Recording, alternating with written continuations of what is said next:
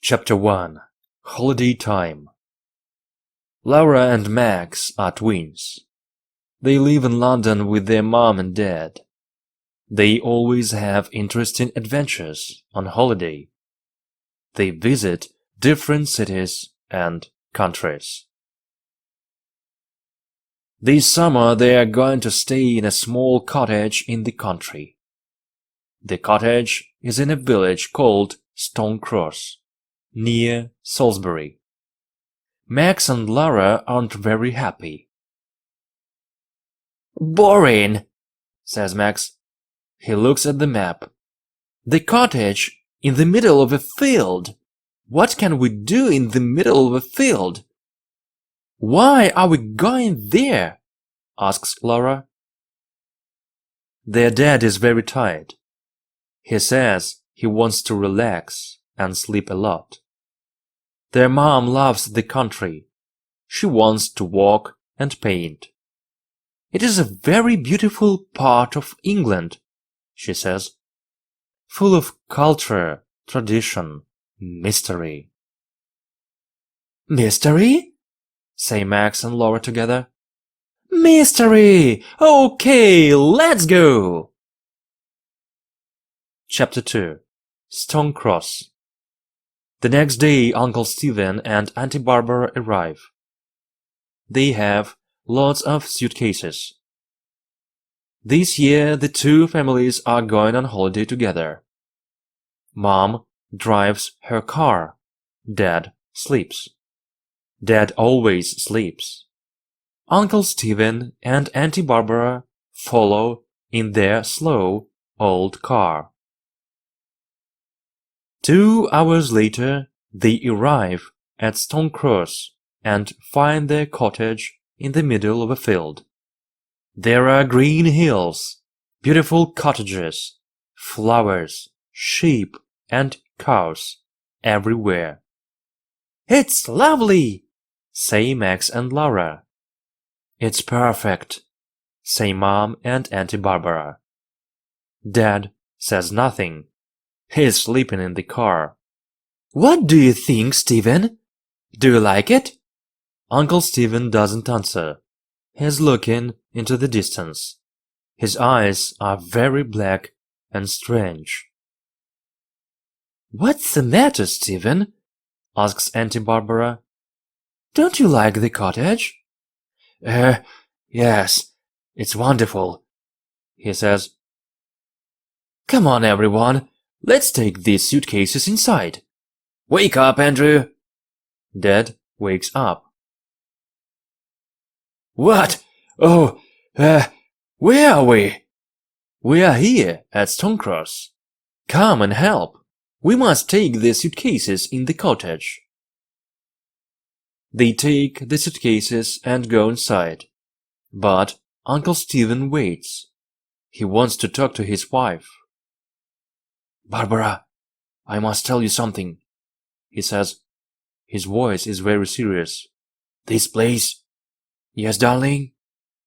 "This place is in my book. Do you remember? The book I'm studying about mysteries." "But Stephen, that book is very old. It's full of strange codes and secret messages." "Exactly. Don't you understand? This is the place where—" "Come on, Barbara, come on, Stephen," shouts Mom from the cottage. "We're coming!" Uncle Stephen and Auntie Barbara answer. But when they walk to the cottage, their faces are white. They look very worried. Chapter 3. Mr. Carter and Mrs. Black.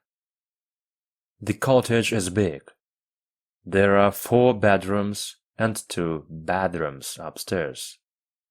Downstairs there is a big kitchen, a living room, and a study. Uncle Stephen wants to use the study. He must finish some work during the holiday. Uncle Stephen is a historian. What does Uncle Stephen do exactly? Laura asks. Her mother replies. He studies history. Max is confused.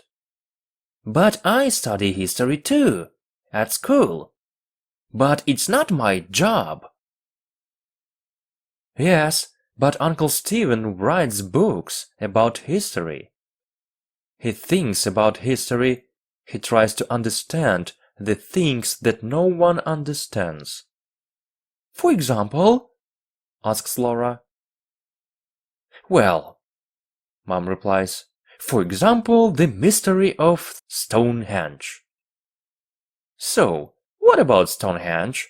What is its mystery? No one really knows. Ask Uncle Stephen. Tomorrow we can go to see it. Suddenly, there is a knock at the door. Mom opens it, and an old man comes in. He has white hair and an angry face. My name is Carter, he says in angry voice. I look after this cottage. Is everything okay? There is wood for the fire in the garden. There are shades and pillows upstairs. If you have a problem, tell me. Have you got any problems? Now Mom remembers. Yes, Mr. Carter is the caretaker. He looks after the cottage when no one is staying in it. Thank you, Mr. Carter. It's very kind of you, but we have no problems. Mr. Carter wants a problem to solve, so he's not very happy. He goes to the door. Then he stops suddenly, turns around and looks at them.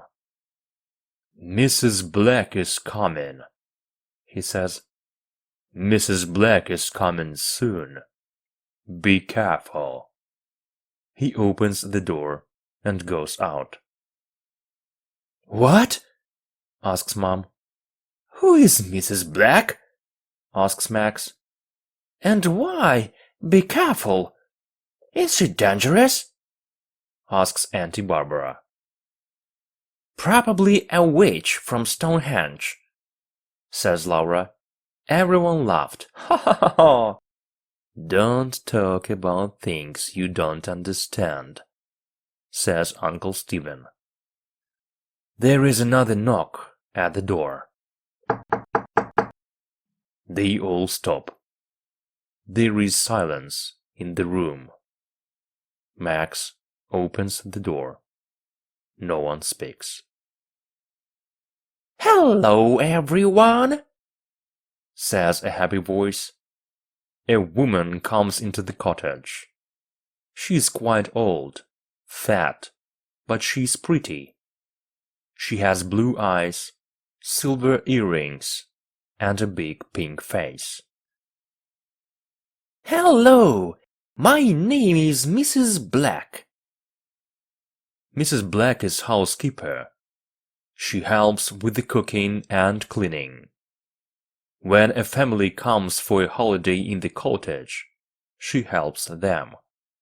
She lives in a different cottage in the village with her son. Mrs. Black is very nice and they start to relax.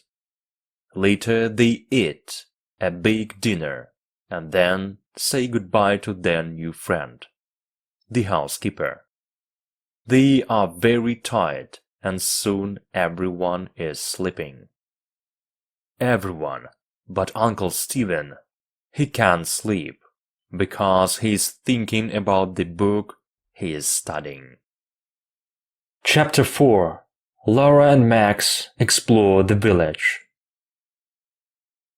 On the morning, Laura and Max decide to explore the small village of Stonecross. Bye! Have a nice time! Come home for lunch at 1 o'clock, says their mother. In the square there is a post office, a baker's, a greengrocer's, a news agent's, and some other small shops. "Let's buy something to drink in these newsagents," says Max. "It's very hot." A woman is working in the shop. They say, "Good morning," and smile at the woman, but she doesn't smile at them. She looks at the twins with cold eyes. "You two aren't from Stone Cross. What do you want?" The woman is not very friendly. 2 cans of Coke, please," says Max. £1.60. She gives them 2 cans of Coke and they give her the money. The woman's cold eyes do not change. "Tourists don't usually come to Stone Cross," she says. Her voice is cold too. "It's not a good idea. Remember that." Yes, okay, thank you. Goodbye," says Laura. They run out of the shop very quickly. In the square the sun is shining. Everything is normal again. "Wow, there are some strange people in this village," says Max. They walk along another street and suddenly a man appears. He is not very old. He is wearing a dark suit and a tie with a strange design on it. The twins stop. The man smiles. He says, "Hello, hello, 2 explorers in Stone Cross. Are you on holiday? Are you having a nice time?" Yes, thank you," replies Laura. "My name is Martin Knight. What are your names?" "Max and Laura Merrill," they say together. Sometimes twins understand what the other is thinking. Sometimes they speak together. Merrill? Is your father the famous historian Stephen Merrill?" "No, he's our uncle. Not our father. He is on holiday with us in Stone Cross. Do you know him?" The man doesn't answer Max's question. "I see. Stephen Merrill is here in Stone Cross. Very interesting. And tell me, what is he studying at the moment?" "Oh, a really old book about mysteries and secret. Sorry, Mr. Knight, but it's very late. We must go home and have lunch." Laura stops him. "Come on, Max. It's time to go." "Can we meet tomorrow?" says Martin Knight. "You can tell me about your uncle's old book." "Okay," says Max. "Come on, Max," says Laura, and the twins go back along the road. "I know, but this man is different. I can't explain why. Not everyone is strange in Stonehenge. Think of Mrs. Black. She's a nice, normal woman." "Yes, you're right. Sorry. But now it's 1:45, and we must go home." Chapter 5. A Visit to Stonehenge. When the twins get home, everyone is waiting for them. Mrs. Black is there too. "What do you think of our little village?" she asks. "The village is lovely, but some of the people are strange," replies Laura. Mrs. Black laughs. I know. Don't worry about the people. They don't see many tourists. Not many people come to Stonecross." "Are you ready to go to Stonehenge this afternoon?" asks Auntie Barbara. Mrs. Black says, "Ah, you are going to Stonehenge? It's nothing special. A circle of old stones. That's all. Stonehenge is near the village of Stonecross. They take the cars, and in 20 minutes they are there. Laura suddenly shouts, "Look! There it is! There it is!" And down in the valley they see Mrs. Black's circle of old stones. "It's spectacular," says Uncle Stephen. "It's incredible," says Mom. "It's magnificent," says Auntie Barbara. "Whoa," says Laura. "It's not very big," says Max. "Shut up, Max," says everyone. "Andrew, what do you think? Do you like Stonehenge? Andrew?"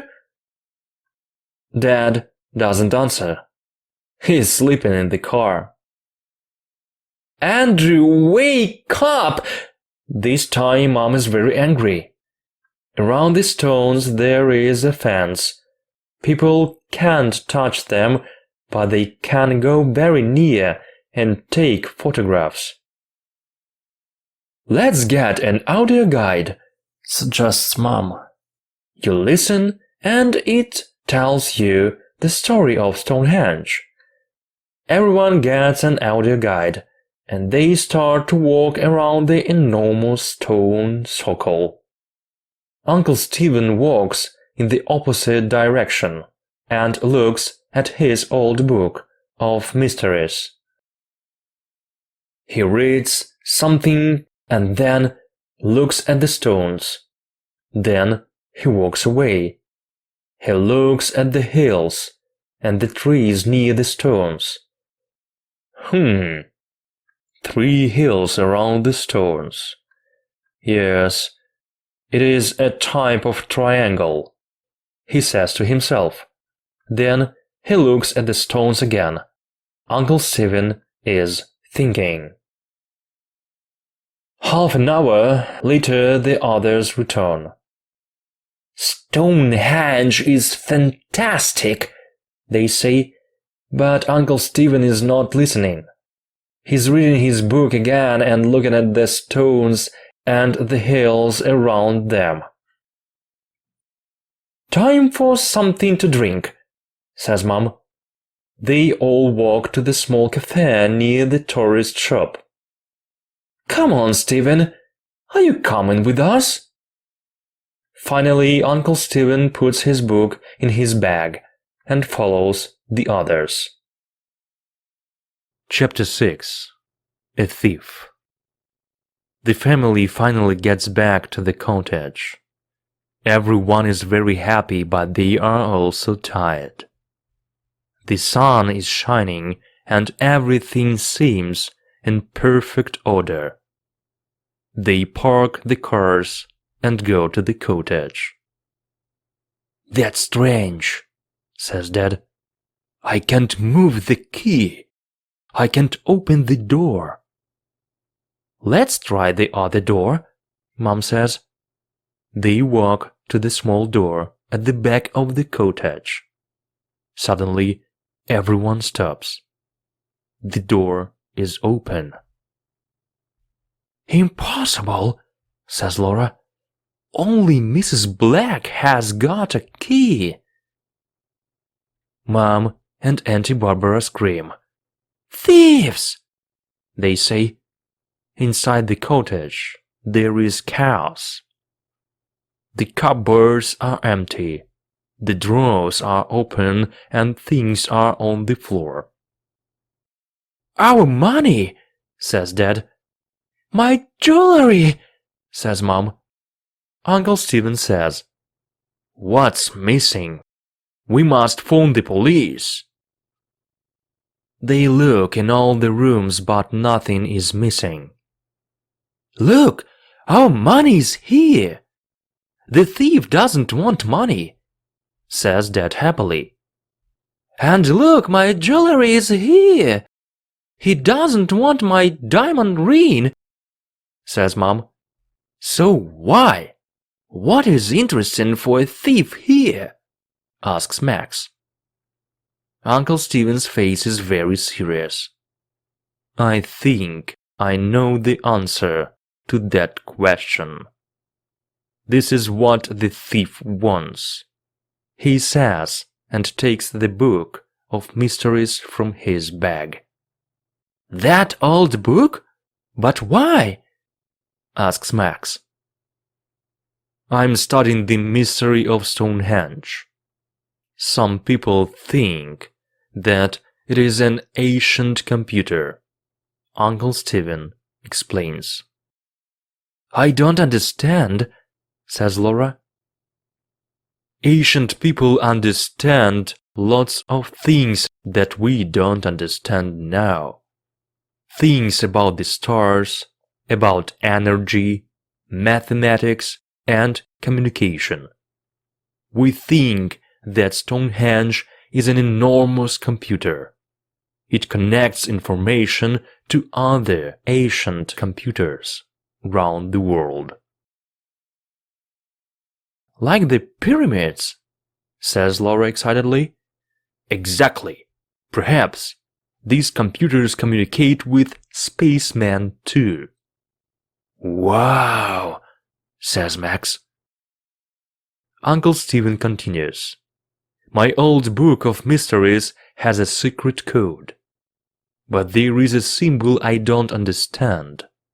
I want to understand the symbol because I want to understand Stonehenge. This computer can be very dangerous because bad people can use the information. We must protect the book. Do you understand?"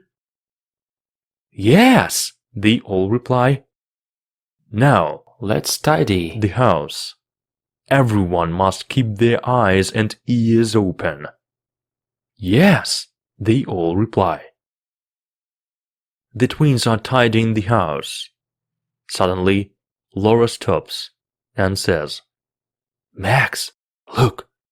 What do you think this is?" She gives her brother a small silver object. It is round, with a triangle and a strange cross in the middle. It's got a pin at the back. It's a brooch.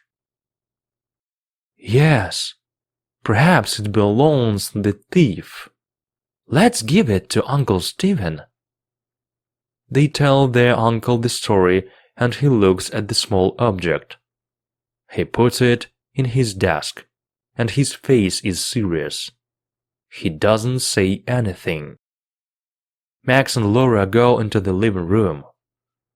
"There is something strange about that object, Laura," says Max. "I know that symbol. Yes," says Laura. "Me too. I recognize it. But where from?" Chapter 7. A Noisy Night.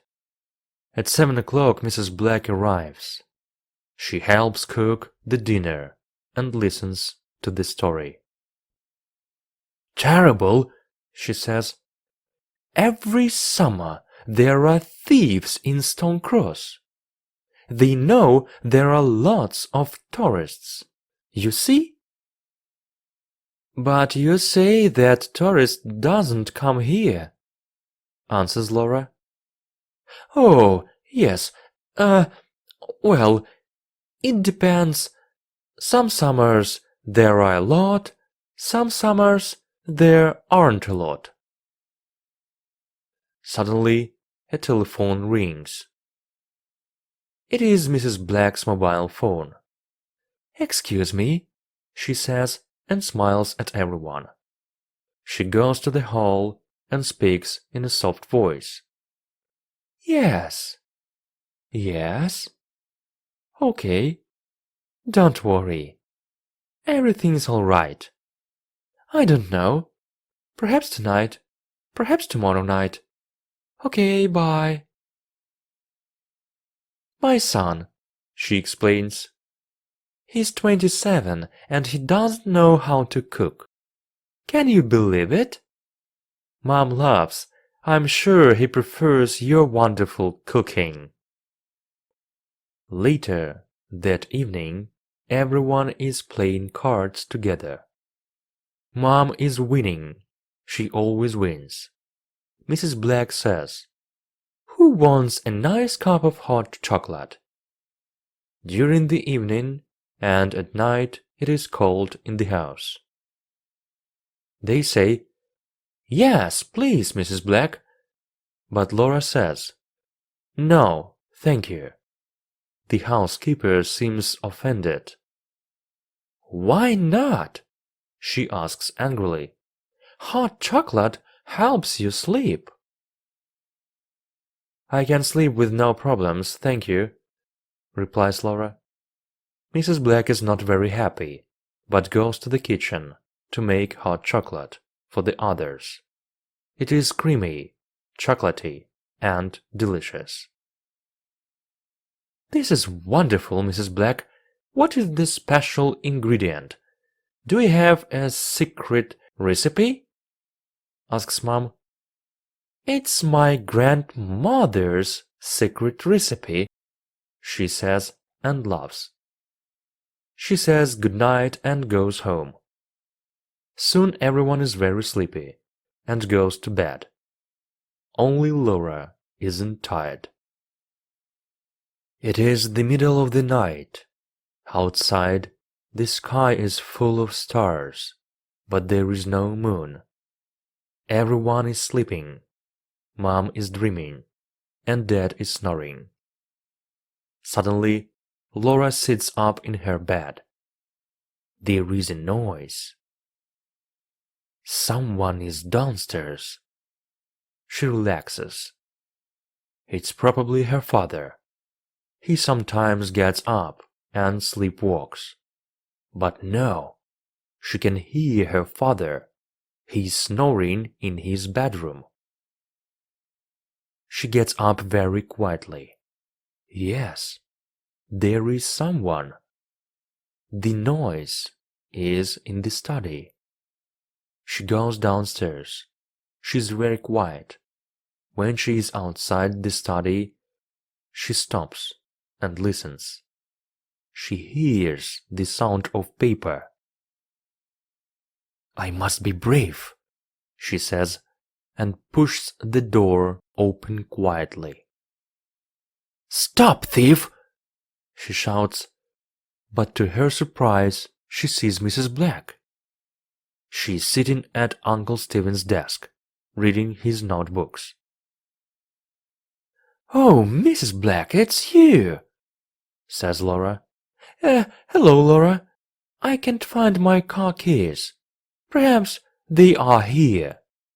I don't want to disturb everyone." "Oh, all right," says Laura. But then she remembers Mrs. Black hasn't got a car. At that moment Dad and Uncle Stephen arrive. They think there is another thief. Dad smiles and laughs. "It's Mrs. Black. Hello, Mrs. Black. You are working late tonight?"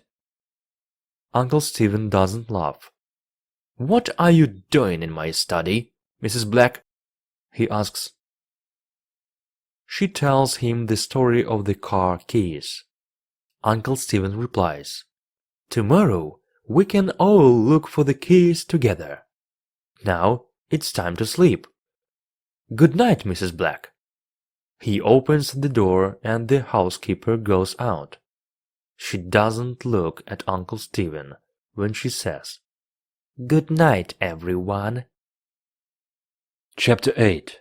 Now I remember. For 2 or 3 days everything is normal and everyone is happy. Mrs. Black says her son has got the car keys, and they aren't lost after all. Laura looks at Mrs. Black, but decides not to say anything. On Wednesday afternoon, Mom and Dad go walking. Dad wants to sleep, but Mom says, "No, Andrew, you can't sleep all holiday." "All right," he replies, but he is not very happy. What about you, Stephen? Come with us. No, thank you. I must work. Auntie Barbara laughs and says to Mom, Sarah, your husband sleeps all the time, and my husband works all the time. Don't laugh, Barbara, replies Uncle Stephen. My work is very important. Everyone laughs. Sometimes Uncle Stephen is very funny. Today I want to work a lot. Please, don't disturb me, he says and goes to the study. Can I come with you too? Asks Auntie Barbara. Of course, they reply. They all put on their walking boots and say goodbye to the twins. Max and Laura decide to explore a different part of the village. In the village there is a small hill. It is a strange shape, and on the top there is a stone cross. They look up to the cross on the hill. Two people are talking near it. The sun is behind them, and the twins can't see very well. Who are those two people? They ask together. Mrs. Black and Martin Knight. Let's go and listen, says Max. No, Max, says Laura. We mustn't listen too. Suddenly she stops. Her face is white. Max, now I remember. Max's face is white too. He remembers the same thing. I know, me too. The symbol. Yes, I know where it comes from. Yes, Mrs. Black's earrings. It's the same symbol. What? I remember it from Martin Knight tie. What? This means Mrs. Black and Martin Knight know the thief? Perhaps one of them is the thief. Do you remember Mrs. Black reading Uncle Stephen's notebook? Do you remember Martin Knight's questions? What can we do? Come on, Laura, follow me, says Max. They start to go up the hill, but Mrs. Black and Martin Knight aren't there. We are too late. Where are they now? Says Laura. I don't know, answers Max. Come on, let's go home and tell Uncle Stephen what we know. They start to walk home, but on the hill, two dark shadows are watching them from behind the stone cross. Chapter 9. Uncle Stephen Understands. Uncle Stephen is happy. Finally, he can work in peace. He makes a cup of tea and goes into his study. On his desk there is the old book of mysteries and the silver brooch with the strange symbol. He takes the brooch in his hand and looks at it. He knows it is part of the mystery, but how? The circle is similar to Stonehenge. The triangle is similar to the hills around it. But what does the cross mean? Uncle Stephen recognizes the symbol, but where from? He drinks some more tea. He thinks. He looks out of the window. From the window he can see the strange hill in the village, and the strange stone cross on the top of it. Wait a minute, he thinks. The strange stone cross. He looks at the brooch. Yes, it's the same. He quietly turns to a page in his old book of mysteries. He reads something and shouts, Yes, Now I understand. Now I understand. I must telephone Professor Johnson in London. He takes the phone and calls the number. Hello, Professor. It's Stephen Merrill here. Listen, we must meet. Can I bring the book to you in London?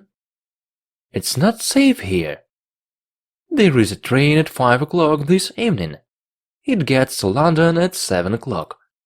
Yes. See you at the station. Goodbye and thank you. He puts the phone down and picks up his cup of tea. I'm sure that tea's cold now, says a cold voice behind him. He turns quickly and sees the shadow of Mrs. Black in the door. What are you doing here? He asks angrily. You don't work today. What do you want? Mrs. Black's earrings shine in the sun. You know what I want, Merrill, she says. Give me that book. И да, не забудьте поставить лайк этому видео. Chapter 10. A Doctor's Visit. Max and Laura play near river for some time, but later go back to the cottage. Everything is quiet. They don't have a key, so they knock on the door. Nobody answers. They knock again and Mrs. Black answers the door. She is wearing an apron and she has a rolling pin in her hand. She says, Hello, children. I am making a delicious chocolate cake for lunch. Your Uncle Stephen doesn't feel very well. Your parents aren't here, and I want to help. What do you mean? Uncle Stephen's fine, says Max. He has a headache and a temperature, Mrs. Black replies. He works too hard. This is very strange. Uncle Stephen is never ill. Max and Laura don't believe the housekeeper. I want to talk to my uncle, says Laura. Me too, says Max. Mrs. Black is a big woman. She stands in the door and the twins can't pass. It's not a good idea, she tells them. Your uncle is upstairs. He's resting. I want to see my uncle now, repeats Laura. You can't see him. There is a doctor with him now, Mrs. Black shouts. Laura pushes the woman and she falls to the floor. Max runs past her too. They go to the study, but their uncle is not there. They run upstairs. Uncle Stephen, are you all right? Shouts Laura, but there is no answer. Max opens the bedroom door. Uncle Stephen is laying on the bed. He cannot move his arms or legs because there is a rope around them. There is a big hump on his head, and his eyes are closed. Is he dead? Asks Laura in a frightened voice. No, he's sleeping, Max replies. Look, he is breathing. Yes, he is sleeping, says a familiar voice. They look up and see a man in the room. Martin Knight, they say together. Oh yes, he laughs. Your uncle is sleeping. Now we can take his book and discover the secret of the stones. Now, no one can stop us, especially two stupid children. At that moment, Mrs. Black arrives. I see you know my son, she says. She's holding the rolling pin. Suddenly, Max understands what she wants to do. Quick, Laura! He pushed his sister to the floor. The rolling pin misses Laura's head. Max jumps up. He tries to take the rolling pin from Mrs. Black. Laura gets up and starts to run away. Martin Knight tries to stop her, but she is very fast. Suddenly outside they hear the sound of a siren. It is a police car. "Quick! The police!" shouts Martin. He and Mrs. Black run. When they arrive at the door, there are two policemen waiting for them. They put handcuffs on the two criminals and push them into the police van. Laura telephones for an ambulance for Uncle Stephen. Max speaks to the policeman. "Thank you," he says, "but I don't understand why." He stops. Under a tree in the garden, he sees an old man, Mr. Carter. Mr. Carter comes and talks to Max. "Remember, boy, you must tell me your problems," he says. "I know these people. I know this place. I know when there is a problem." "Thank you," says Max. "You're welcome." The old man smiles. "Now, how about a nice cup of tea?" Chapter 11. The Secret of the Stones. The next day everyone is at the hospital. Uncle Stephen is in bed. The doctor says that there is only one problem: the big bump on Uncle Stephen's head. Uncle Stephen opens his eyes. "Hello, Barbara. What day is it?" "It's Thursday, darling." "Oh, hello, Andrew. Hello, everyone. What are you doing here? Don't you have school today, children?" "It's the summer holiday," Laura replies. "We're in Stone Cross, remember?" says Max. "Stone Cross? Holiday? No, I don't remember." "We are in London, I think." Uncle Stephen doesn't remember. He doesn't remember about the holiday, about Mrs. Black and Martin Knight, and most important of all, he doesn't remember about the secret of the stones. "You remember the symbol, the brooch, the old book of mysteries?" they ask him. He smiles and says, "No, sorry." A policeman arrives. He tells them that the two criminals, Martin Smith and his mother, Dorothy Smith, are part of a secret organization. The name of the organization is the Black Knights, he says. They want to find the secret of Stonehenge and use the secret to become rich and powerful. Mr. Marlowe is the only person who knows the secret and... "But I don't know the secret," says Uncle Stephen. "I'm sorry, everyone, but I can't remember." "Perhaps it's the best thing," says Auntie Barbara. "The stones can keep their 5,000-year-old secret. It's not right to take it from them now." Everyone agrees.